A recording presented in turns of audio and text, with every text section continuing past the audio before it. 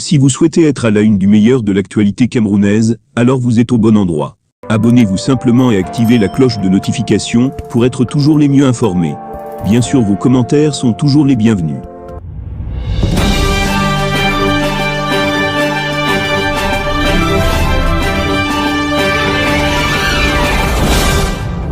Le secrétaire général de la présidence de la République, Ferdinand Ngongo, est convoqué physiquement au tribunal criminel spécial, TCS, le 18 octobre 2022.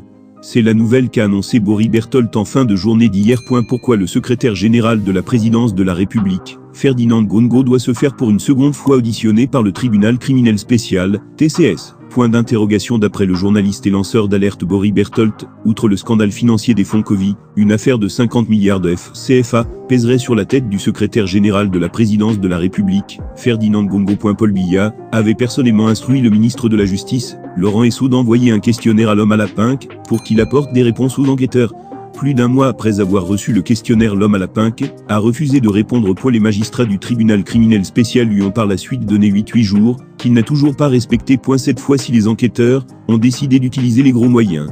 Ferdinand Ngongo est officiellement convoqué à se présenter physiquement au tribunal criminel spécial pour son audition.